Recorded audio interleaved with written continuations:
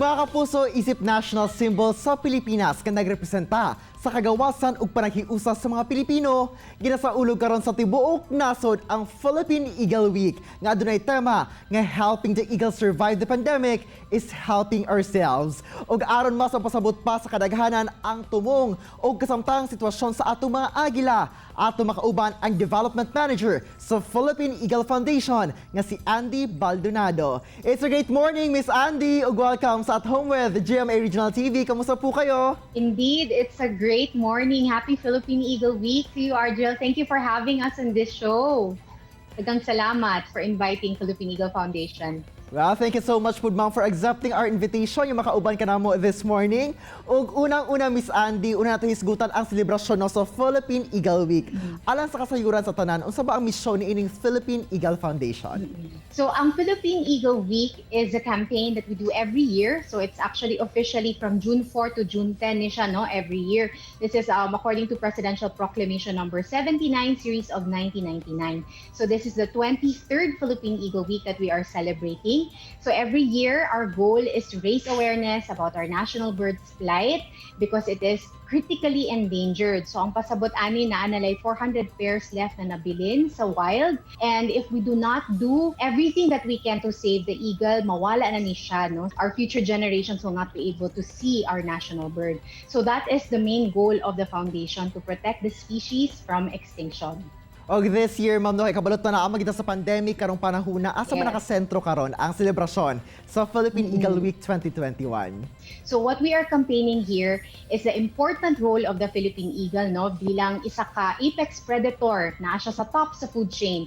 So ang iyang role sa atong ecology is to maintain balance. So that's why we're encouraging everybody all the more this time to support our raptor, no, and protect our environment. So ang among ginahimo is tanang among activities na online. So anywhere you are, you can participate.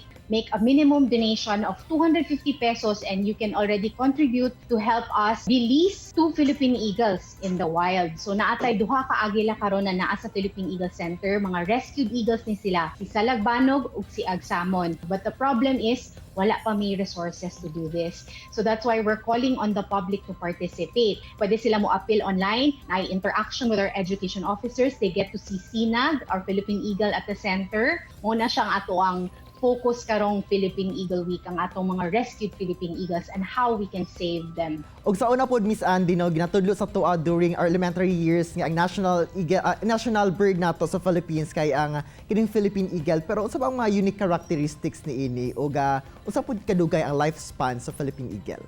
That's why it's called Philippine Eagle, because it can only be found in the Philippines, nowhere else in the world.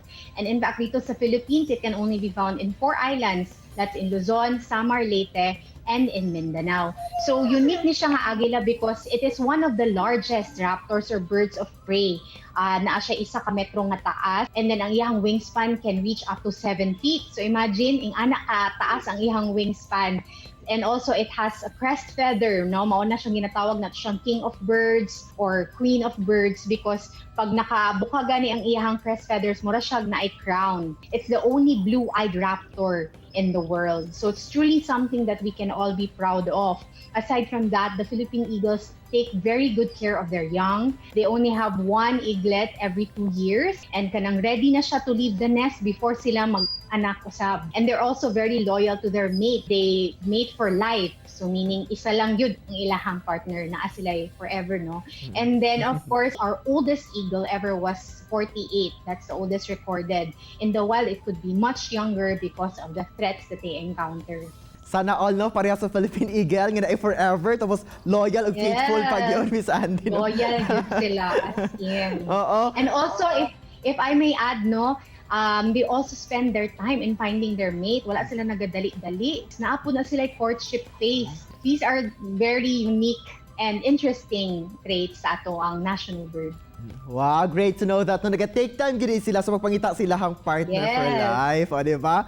Nakakabalo ito mga kapuso. Yung anak di ay ka-faithful ug loyal atong Philippine Eagle. Pero, Miss Andi, ang muna sayran niya kadaghanan sa mga na-rescue ng mga agila kay biktima sa kinipag-hunting, sa pag-trap, ingon man, pagbaligya. Uga, karon ba, paunsa ba ang pamaagi sa pagprotekta sa panggamhanan sa mga agila sa wild no aron nga maundang ang kini human persecution sa mga agila? That is a very good question. A huge part of our efforts is engaging the communities, no, in the uplands. So these are local and indigenous communities. We work with them, we partner with them, and we help them to participate in the conservation efforts. Ngano, kay sila ang best partners nato to protect the nest in the forest and of course to watch over the eagle pairs that are in the forest. And you've mentioned ka ganina, Miss Andy, no, nga upat na sa mga agila nga inyong rescue ang na-release sa pudbalik sa wild. Pero on the part sa Philippine Eagle Foundation, unsa ba ang inyong pamaagi aron ma-monitor ang safety no situation sa kining mga agila nga na-release na sa lasang? When we release the eagle in the wild, we make sure that it is strapped on with a GPS transmitter. That's a way for us to track the eagle remotely. And also, importante ang role sa ato ang mga forest guards. So mao ni sila ang mga local and indigenous forest guards. So mauna siya no ang isa pod na importante pod nga aspeto na unta kita diri sa